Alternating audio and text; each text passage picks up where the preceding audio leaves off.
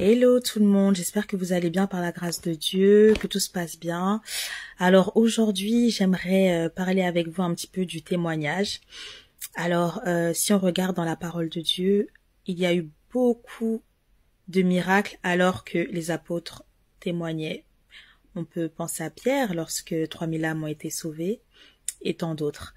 Notre Dieu ne nous demande pas, de vivre notre foi seul, caché.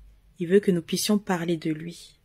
Lorsque nous honorons Dieu, par nos biens, par notre témoignage, par notre manière de vivre, assurément il nous honore aussi en retour. Parce que nous l'aimons et parce qu'il nous aime, on ne peut pas s'empêcher de parler de notre Dieu. Quand on a des choses qui nous plaisent, je sais pas, moi, une personne qui vient d'acheter sa voiture, elle est tellement contente, elle va en parler à tout va, elle va parler de son mari, etc., etc. Bah, Dieu, c'est pareil, à plus forte raison.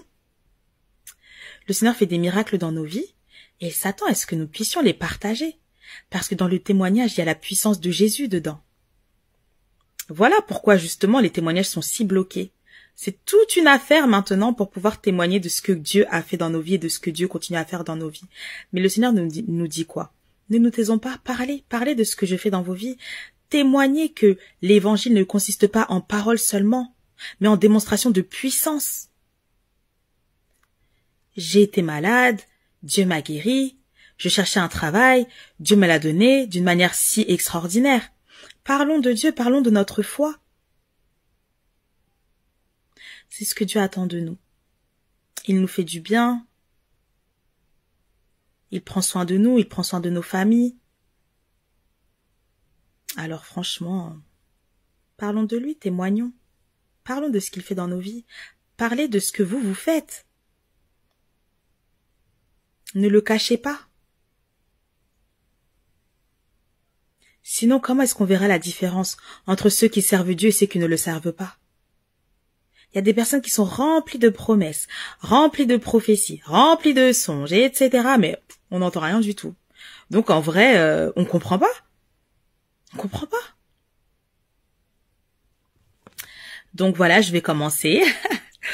Moi, je sais que le Seigneur m'utilise beaucoup au niveau de la guérison.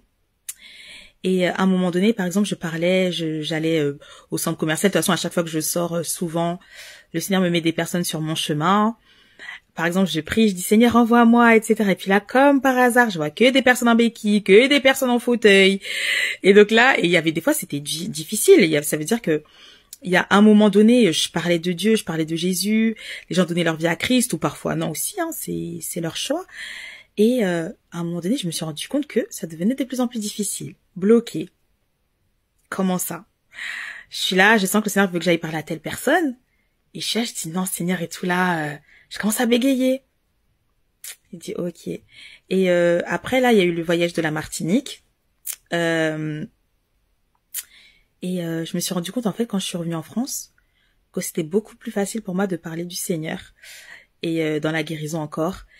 Et à un moment donné, j'avais fait une vidéo. Et justement, j'expliquais que oui, c'est bon, à un moment donné, on peut pas être tout le temps occupé.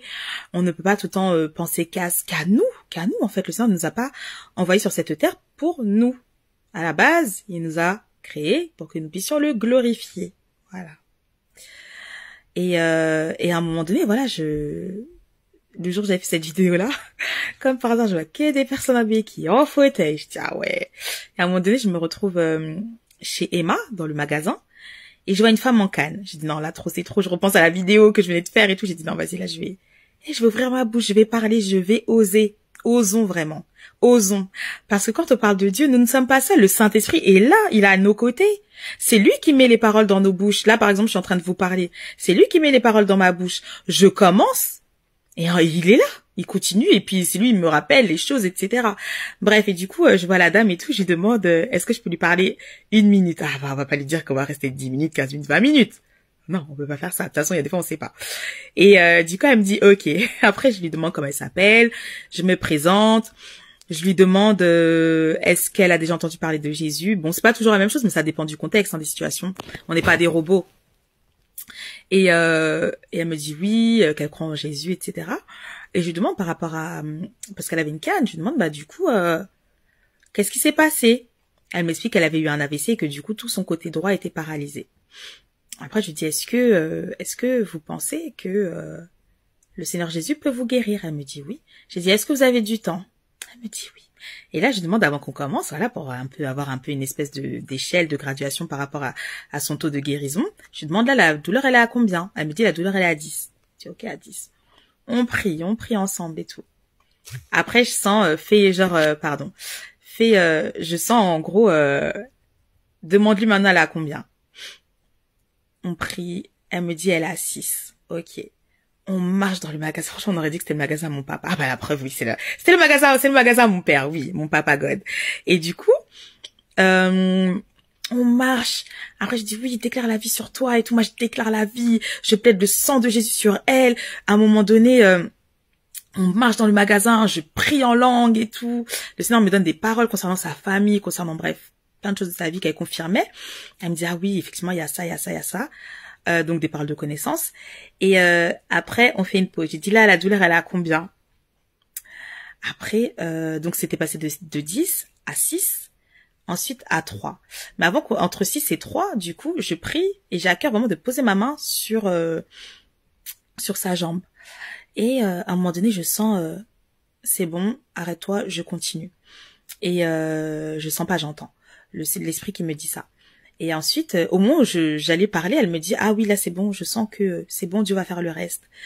Et après, je lui dis ce que le Seigneur m'avait dit, que avant dimanche, elle lâcherait la béquille en fait. Clairement, elle lâcherait sa béquille, sa canne. Et donc du coup, voilà, on était dans la joie et tout, on s'est dit, mais attends, c'est un truc de ouf quand même, on est là, en plein dans un magasin. Au prix normal, on marche, on prie en langue, on déclare la vie. C'était même pas notre problème. Parce que quand c'est le temps de Dieu, c'est le temps de Dieu. Et je pense quand même qu'une vie, une âme, est beaucoup plus importante que les regards, que les qu'en dira-t-on. Et l'obéissance aussi. Et il y avait aussi une autre fois, j'avais rencontré aussi une femme sur le parking. Alors que je me garais toujours pour aller dans le même centre commercial. Et j'avais une dame avec une belle chemise colorée et tout, et je la voyais, mais je cherchais une place, j'étais en milieu de la route. Je me suis dit, ouais, bref, après je continue, je cherche ma place, et vraiment, je lève les yeux, je vois la dame. Le temps que je fasse tout mon tour et tout, elle arrivait tranquillement avec sa béquille.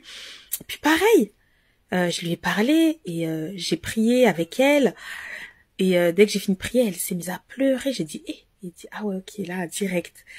Il dit, ok. Et c'était incroyable. Et quand j'ai ouvert les yeux, j'ai voyé la présence de Dieu. Mais j'ai dit, mais waouh, Seigneur, assurément, c'est ce que tu veux que nous fassions. Le Seigneur dit dans sa parole que la moisson, elle est grande, mais il y a peu d'ouvriers. Prions pour que le Seigneur puisse envoyer plus d'ouvriers pour la moisson. Alors, c'est vrai que quand on fait cette prière, oui, souvent, c'est nous qui l'envoie. Oui, je m'en suis rendu compte, c'est vrai. Mais c'est tellement un plaisir. Je fais des rencontres de personnes extraordinaires. Je vois que le Seigneur, il développe mon prophétique, il développe mon don de guérison, il développe plein de choses. Et puis même moi aussi, ça m'apporte la joie parce que je sens la joie du Saint-Esprit en moi. Et la personne aussi, et l'entourage. Et je me dis, mais non, faut oser. Après, c'est vrai que avec le regard des gens, ça n'est pas facile. Mais à un moment donné, qu'est-ce qu'un regard de la personne, d'une personne qu'on ne connaît même pas d'ailleurs, qu'on ne reverra sûrement pas, face à une âme sauvée, à une âme guérie, à une âme dans la joie et surtout à la joie de notre papa parce que nous avons répondu à l'appel. Et j'aimerais aussi vous dire quelque chose qui résonne dans mon cœur, c'est Dieu honore celui qui l'honore. Arrêtons de cacher que nous sommes chrétiens. Nous devons parler, on doit parler, on doit parler. Il faut parler. Il faut parler de Jésus. Parce que le nom de Jésus est un nom qui sauve. Jésus nous sauve. Il nous a sauvés. Et si on a donné notre vie à Christ, c'est parce qu'un jour, évidemment, quelqu'un nous a parlé de Jésus. Et c'est à nous de perpétuer cela. Avec la puissance du Saint-Esprit. Avec son aide. Et le verset qui dit, mettez par-dessus tout le royaume de Dieu et sa justice. Et tout vous... Ah non, c'est pas... Non, mettez premièrement le royaume des cieux et sa justice et tout vous sera donné par-dessus tout. C'est la vérité. Souvent, c'est Seigneur, ma famille, mon mariage, hein, moi. Et à un moment donné, il y a aussi les autres. Le Seigneur nous a envoyés pour que nous puissions être des ambassadeurs de Christ. Soyons des ambassadeurs de Christ sur cette terre. Que Dieu vous bénisse et à très vite. Bye!